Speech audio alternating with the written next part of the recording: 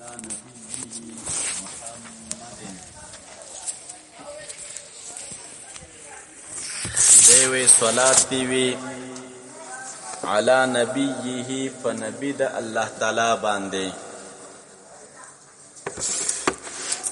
اغا نبی سوک دے محمد صلی اللہ علیہ وسلم چی نبی علیہ السلام دے محمد صلی اللہ علیہ وسلم دے طالبانو پرون مو د صلات وضاحت کړو چې صلات چاته ویل کیږي د کمی قبیلې نه ده د قبیلې د حقیقت او مجاز نه ده او کده منقول نه ده او کده مشترک لفظي نه ده قول راجح مو په حواله د تلویح ویلې و نن وضاحت مونږ تاسو کو دلته د کلمې د نبی په باره کې چې دلته نبی راغلی نو نبی چاته ویل کیږي یو لغتن او اصطلاحا رسول چاته ویل کیږي او د نبی او د رسول ترمنځ فرق څه شی دی په دې ځبانه مونږ تاسو وضاحت کو او نسبت په مابین د نبی او د رسول کې د نسب 40 کوم نسبت دی دا ځان سره یاد کی طالبہ نبی چې دی دا فعیل وزن دی نبینا فعیلنا دا نبی چې دی یا ماخوذ دی د نبا ینبو نبوتن نبا ینبو نبوتن او نبوت بیا راضی په معنا د رفعت سره په معنا د چا سره او په دغه معنا باندې مونږ تاسو نبی تم نبی زکه وایو چې ده هم پورته وي په چا باندې په نورو خلکو باندې ده هم پورته په چا باندې په نورو خلکو باندې نو دې تاسو شی ویلې کیږي نبی دویم قول دا دی چې نبی یا ماخوذ دی د چانه طالبا د انباء ينبئ انباءن انباء ينبئ انباءن او نبی ته په دې معنا باندې بیا نبی ولی ویلې کیږي وای نبیم هغه څوک دی چې د خلکو ته د غیب خبر ورکړی دی نبی هغه څوک دی چې د خلکو ته د غیب خبر ورکړی دی نبی ته نبی ځکه وایي چې د خلکو ته د غیب نه خبر ورکوونکی دی خلک د غیب نه آگاه کړي خلکو ته د غیب خبر ورکړی ځکه نبی ته مونږ څه شی وایو نبی وایو څه ورته وایو طالبه او امدا وجه ده چې بیا ترجمه کې او تفسیر کې مونږ طالبانو ته ترجمه دسې کوو د نبی یا ایها النبی نو تعبیر بیا دسې کوو اے د غیبونه خبر ورکون کې انسانا د یا ایها النبیونه تعبیر وسنګ کو اے د غیبونه منګو تاسو کو عربی موي نو به ترجمه په عربی کې کو د یا ایها النبی ته ترجمه څنګه کو بیا وای اے نبی یا ایها النبی اے نبی یا ترجمه د سکو چې یا ایها الرسول اے رسوله دا ترجمه کو دا خو ترجمه نه ده کنه تا خو عیني بیرته عربی لفظ را معاد کا یا ایها الرسول چراشی نو معنی دا اے پیغام لون کې انسانا او یا ایها النبی چراشی نو به معنا دا چې اے د غیب نه خبر ورکون کې انسانا چې خلکو ته د خپل امت ته د غیب څه شی ورکړی دی خبر ورکړی دی نو طالبا نبی چې د انباء ينبئ انباءن واخستلی شي نو بیا د په معنا د اخبار سره او نبی ته نبی ځکه ویل کیږي چې د خپل امت ته خبر د چا ورکړی دی د غیب ورکړی نو که پتا خلګیږي او که پتا بدلږي او کته په خوشحاليږي طالب او کته په خپکیږي خو نبی علیہ السلام خپل امت ته د غیب خبره ورکړی ته منی کې نه منی خو مونږه خبر کړیو کړه دا حدیثو کتابونو کې چې تاسو ګورئ باب ذکر المغیبات زاد طالبین شریف کې مغیبات نه دی ویلي ورې وای صد زاد طالبین په مغیبات نه ده لګیدل اولنې کتاب دی د اولی درجه د مغیبات څه معنا د مغیبات خدا معنا د مغیبات چې نبی رسول الله د خپل امت ته د غیب څه شی ورکړي د خپل امت ته څه شی ورکړي د غیب خبر ورکړي نو چې امت ته د غیب خبر ورکړي د خدا دلیل د دې چې خپل په غیب پوهیده کنه د غیب علم ورته نو امت ته ځکه خبر ورکړي او کچیرته دته د غیب علم نو د مغیبات څه معنا شو؟ دا د مغیباتو باب چې محدثین لګی چې نبی علیہ السلام خپل امت ته د مغیباتو خبر ورکړي، نو د مغیباتو څه معنا ده؟ و د مغیباتو دا معنا ده چې نبی علیہ السلام خپل امت بعضو د غیب خبرو نه آگاه کړي، هغه د غیب خبري چې الله تعالی دته خودلی وي دته علم ورکړو، نو د مبارک را لګیدلې دی دغه خبرو علم چاته ورکړي د خپل امت، خپل امت دغه خبرو نه آگاه کړي. نو ځکه مونږ تاسو په کتابونو د احادیثو کې عنوان د چا لګو؟ د مغیباتو لګو. د چا لګو طالب؟ دا ټکي چې مونږ یې دلته د نور رابرک شو لا و علم الغیب خود خدای تعالی خاصه ده، او د نبی علیہ السلام علم تبع علم الغیب نه وي، اخبار علی الغیب ورته وي، اطلاع ورته وي، او انباء ورته وي. علم الغیب ورته نه وي لیکيږي، اخبار وایي او اطلاع وایي، انباء وایي. نو دا خود دوی سادهګي ده طالبہ. نه پوهیږم چې په دا خبره په دوی ولې بدلږي چې نبی علیہ السلام ته الله تعالی د غیب خبر ورکړي او د غیب علم ورکړي. نقصان څه شی دی دلته؟ د په سر درد ولې دی؟ دا خو زمونږ استاسو د پیغمبر شان دی، زمونږ استاسو پیغمبر هغه لوی استی ده چې رب کریم د بعضې مغیباتو علم هم ورکړی. نو تا باندې دا خبره بده ولې لګېږي؟ څه دشمني دي د نبی علیہ السلام سره په زړه کې؟ او تعبیر هم بیا داسې عجیبه تعبیر کوي، و علم الغیب به ورته نه وایي، څه به ورته وایي؟ اخبار به ورته وایي، انباء به ورته وایي، او څه شی به ورته وایي؟ اطلاع به ورته وایي. څه به ورته وایي طالبه؟ نو تاسې ته خو الله عقل درکړی دی ښه. لکه چې تاسو دغه ټکو ته سوچ وکړئ چې د نبی علیہ السلام علم ته اخبار او انباء او اطلاع څوک وایي، نو دا انباء او اخبار او اطلاع دا اتفاقی خبرې دي، د دې نه څوک انکار نه کوي. خدا خوارکې د اخبار او د انباء او د اطلاع په مقصد نه دی پوه. ولې نه دی پوه؟ ما ته وګورئ. اخبار دلته مو اوس مونږ وګورئ، انباء به انباء مو وویل که نه؟ انباء په معنا د چا سره؟ اخبار انباء اطلاع دا سره یو شی دي، او دا درې واړه طالبه مصادر دي. څه شی دي؟ نو د انباء معنا څه شی ده؟ یا د اخبار معنا څه شی ده؟ خبر ورکول. د اخبار معنا څه شی ده؟ خبر ورکول. څه شی ورکول طالبه؟ نو دا دوی چې وایي چې د پیغمبر د علم نه به تعبیر په علم الغیب سره نه کوي او تعبیر به ترې نه په اخبار سره کوي. اخبار عن الغیب. او اخبار عن الغیب څه معنا؟ وایي خدای تعالی دته خبر د غیب ورکړی. څه شی ورکړی؟ او اطلاع په غیب باندې ورکړی ده، اطلاع علی الغیب به ورته وایي، خبرې په غیب ورکړی، اخبار عن الغیب به ورته وایي. دغه رنګې انباء په غیب ورکړی ده، انباء عن الغیب به ورته وایي. نو مونږ یو خبره خو درسته دی، نه خو څوک انکار نه کوي چې نبی علیہ السلام ته الله تعالی د غیب خبر ورکړی، نو اخبار ورته وایي. د غیب اطلاع ورکړی ده، نو اطلاع ورته وایي. دغه رنګې د غیب انباء ورکړي، نو انباء ورته وایي. دا خو اتفاقی خبره ده، دې نه خو څوک انکار نه کوي. ولانجه په دې ټکي کې دا چې د دغه اخبار نه وروسته کم شی راغلی دی. ټکي تم پام دی. دا خدای تعالی چې نبی علیہ السلام ته خبر ورکړ، نو دا خو اخبار شو. څه شی طالبه؟ ما ته وګورئ. اخبار څه معنا ده؟ خبر ورکول. څه شی؟ نبی علیہ السلام ته الله تعالی خبر ورکړ، نو د خبر نه بعد څه شی راغلی؟ دې ټکي کې غږیږي. اخبار کې خو د چا لانجه نشته، اخبار اتفاقی خبره ده. ما كان الله ليطلعكم على الغيب ولكن الله يجتبي من رسله من يشاء. ذلك من انباء الغيب نوحيه اليك. دنه خو قرآن ډک دی. اخبار انباء دنه څوک انکار نه کوي. دا مونږ وایو چې اخبار خو من الله دی، دا مونږ وایو طالبه چې انباء من الله ده، دا مونږ وایو چې اطلاع من الله ده. د لانجې ځای زمونږ دغه دی چې بعد الانباء، بعد الاخبار، بعد الاطلاع کوم شی راغلی؟ دا چې خدای خبر ورکنو د خبر نه بعد څه شی راغله؟ په دې خبر خو به څه اثر مرتب وي که نه مرتب؟ که ته په اثر په خبر هیڅ اثر نه دی مرتب، نو هم غلطه کوي. او کوی چې نه په دې خبر یو اثر مرتب شوی، نو هغه اثر مرتبه علی الاخبار څه شی دی؟ نو ښکاره خبره ده چې خدای تعالی خبر ورکړه، خو د مبارک علم په دغه شي راغی که نه؟ مخکې په علم نه وه، او چې اوس الله تعالی خبر ورکړه، نو د الله تعالی د اخبار نه بعد د مبارک په دغه شي باندې علم راغی. اوس په دې ځای پوه شوې؟ دا په دې ډبې نه دي که علم او انباء او اخبار او اطلاع ټول سره یو کی.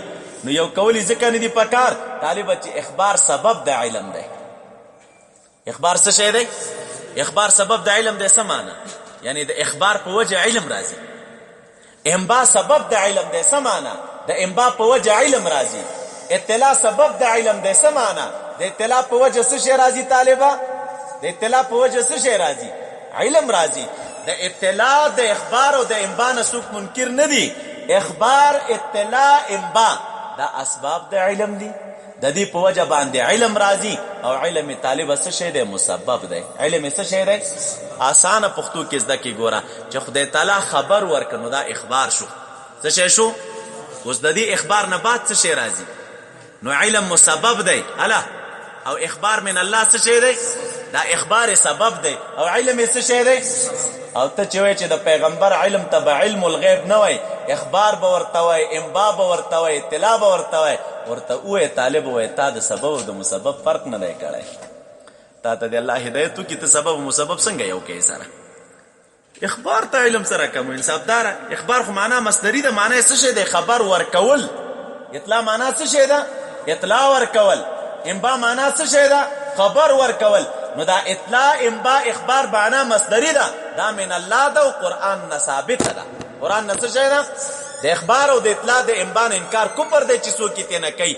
زمونږ لانجه په اخبار او اطلاع او انباء کې نشته لانجم په دې ټکی کې ده چې بعد الاطلاع بعد الاخبار بعد الانباء څه شی راغله هغه ټکی کې غږیږو کدی وای چې په د اخبار او اطلاع انباء اثر نه دی مرتب نوم غلطه کوي کوي اثر په مرتب دیږي اثر ته څه وای کوي اثر تم اخبار وایم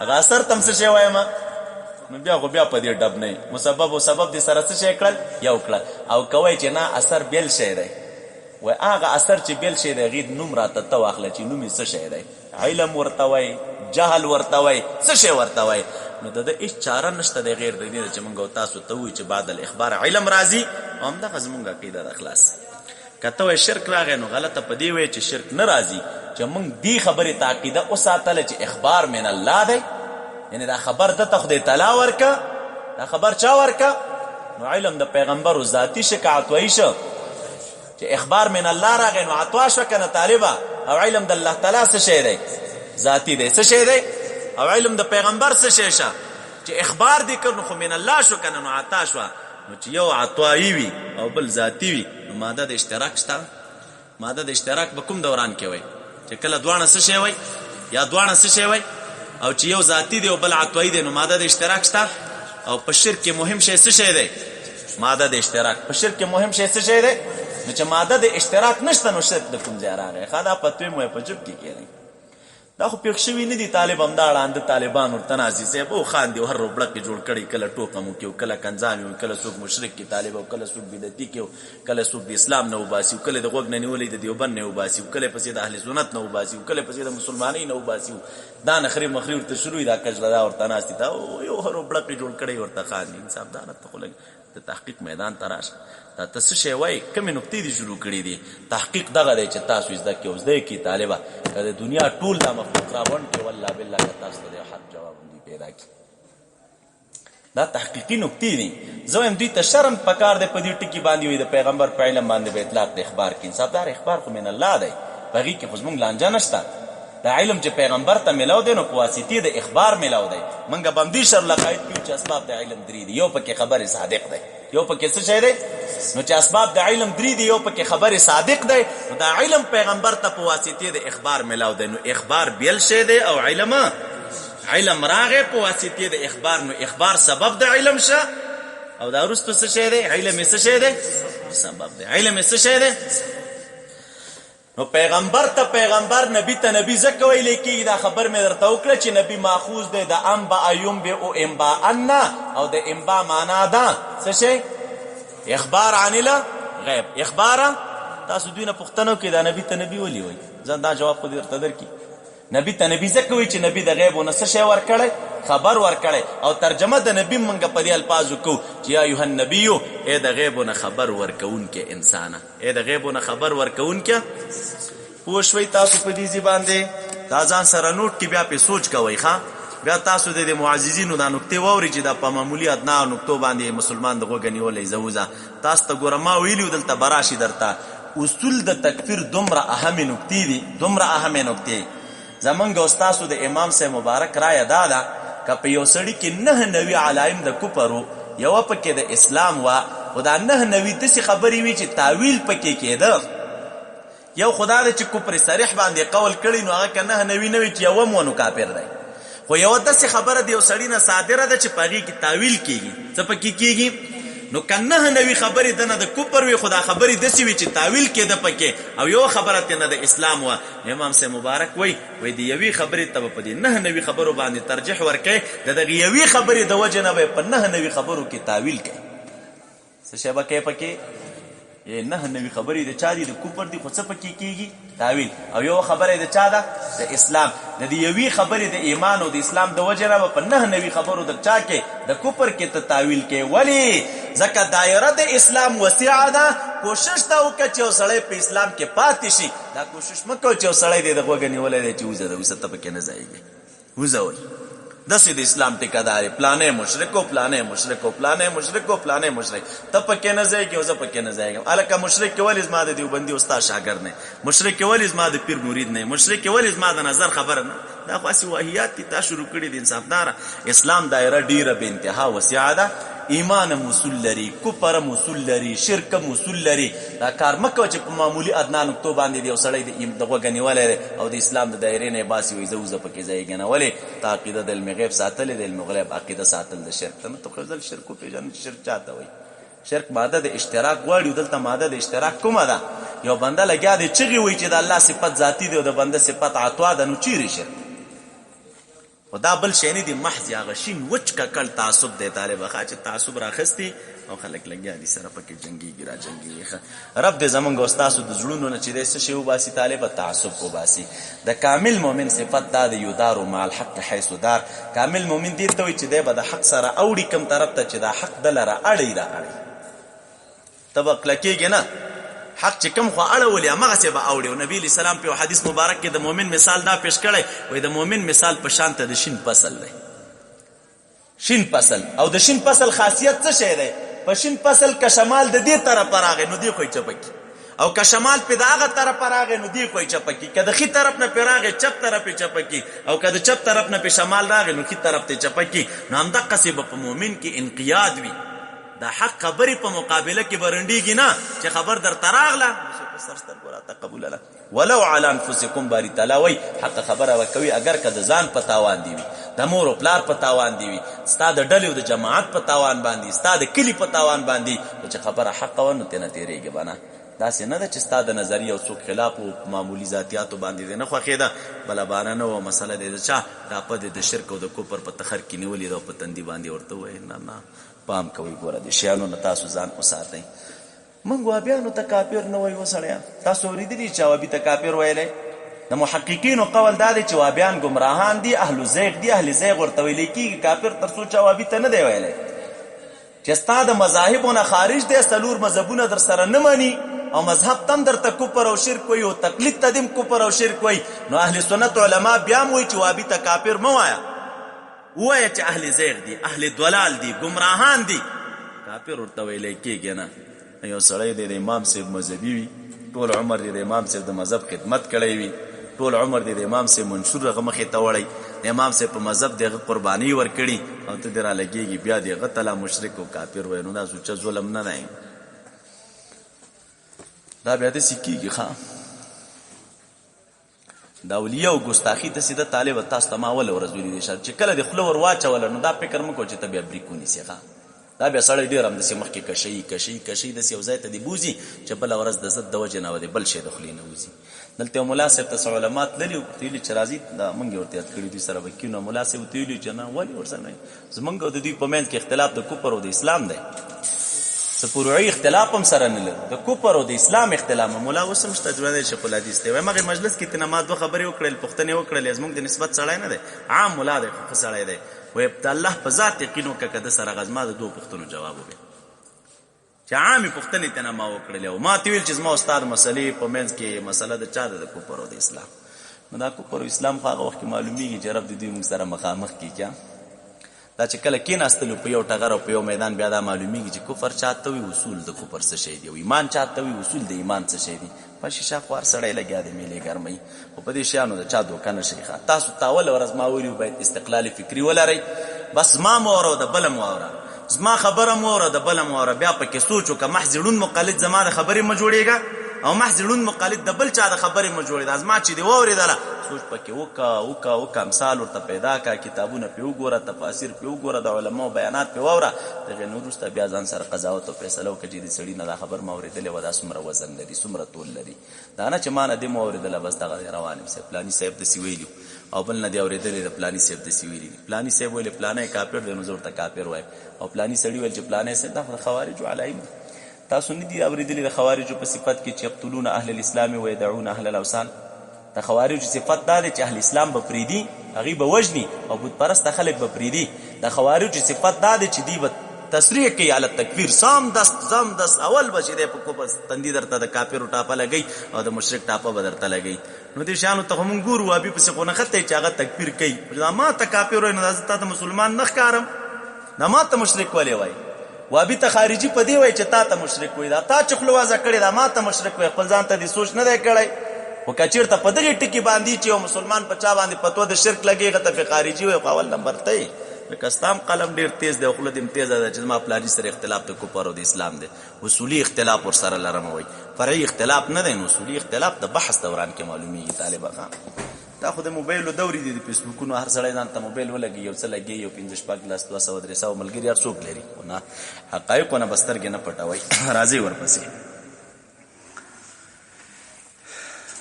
څه شو؟ نو دا نبي و. د نبي معنا څه شی ده؟ د غیبو نه خبر ورکوونکی. دویم طالب رسول دی. نو رسول چې دی دا فعولون وزن دی. دا زما خبرې په ځان درندې تمامې نه کړي، والله بالله طالبانو موږ په تاسې خفه کېږو، موږ دغه عقیده ده موږ څوک نشي خرابولی، خو خفه په تاسو باندې زه کوي چې تاسو باید خپل تحقیق وکئ، خپل ذهنونه متوجه کئ.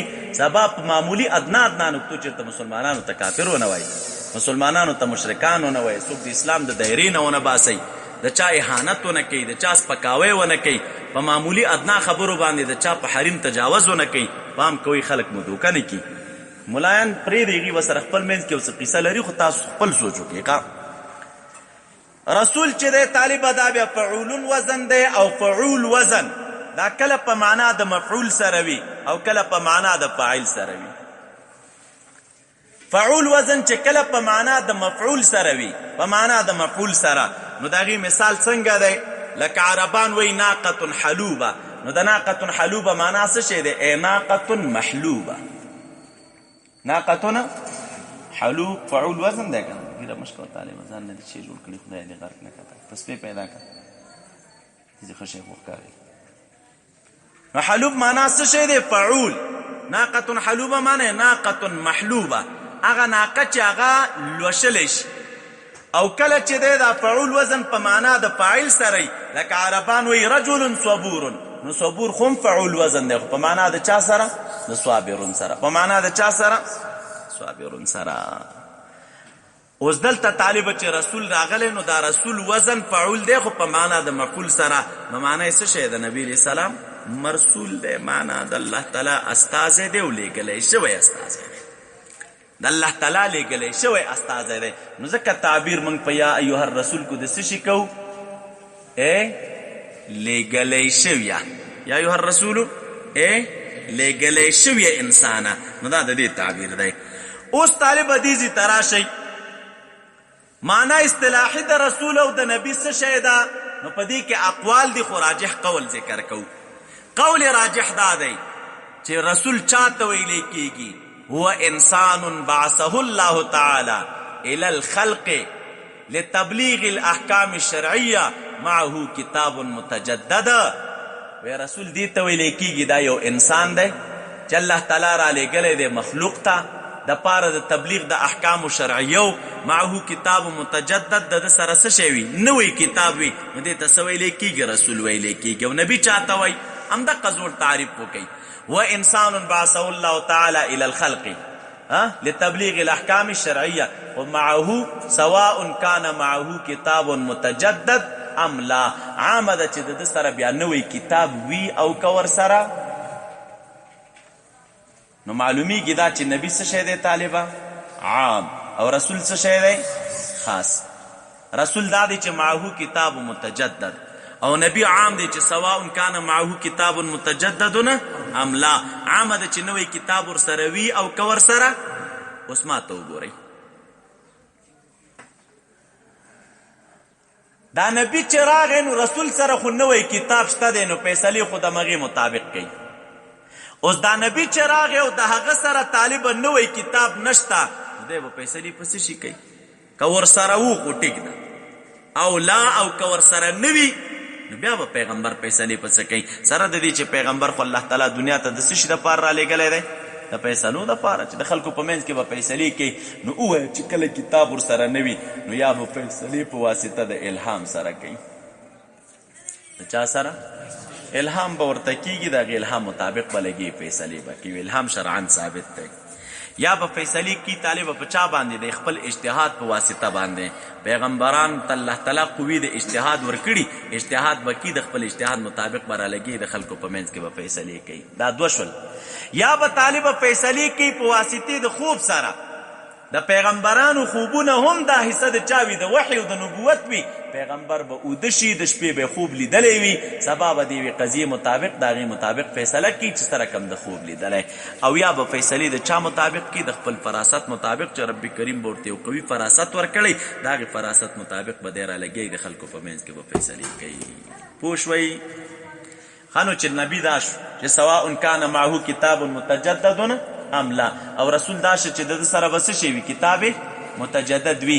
نو اوس علاقه په مابین د رسول او د نبي کې څه شی ده؟ د څلورو نسبتونو نه. نو ووایه نسبت په مابین د رسول او د نبي کې هغه د عموم خصوص مطلق دی. د چا دی طالبه؟ عموم خصوص مطلق تاسو ویلي دوه مادې غواړي، یوه ماده د اجتماع غواړي او بله ماده د افتراق. ماده د اجتماع دا به د اخص د طرف نه وي. د چا د طرف نه به وي؟ د اخص د طرف نه به ماده د اجتماع وي. او دې صورت کې به صادقیږي قضیه موجبه کلیه. نو تعبیر وکړه چې کل رسول نبیونه. څنګه تعبیر وکړه؟ کل رسولنا، هر رسول څه شی دی؟ هر رسول نبی دی. نو چې کله دې وویلې چې کل رسول نبیون، هر رسول قضیه موجبه کلیه شو. او ماده د افتراق دا به صادقیږي د اعم د طرف، او صادقیږي و قضیه سالبه کلیه، سالبه جزیه. نو تعبیر به وکړي چې بعض النبی لیس برسولنا، بعضی نبی څه شی ده؟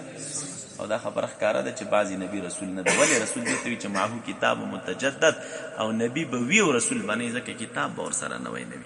څه شی به ورسره نه وي طالبه؟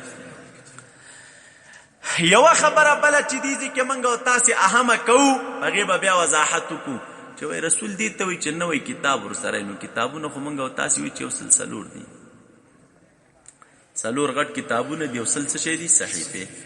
او د قول راجح مطابق تعداد د رسولو 314 دی. یو قول پکې دا دی چې 314 دی. نو چې پیغمبران 314 یا 14 شو، رسولانو کتابونه دي یو سل او څلور دي. نو دا یو سل او څلور کتابونه په یو سل 14 کسانو سره کم تقسیموي. نو دغې به انشاءالله بیا وضاحت.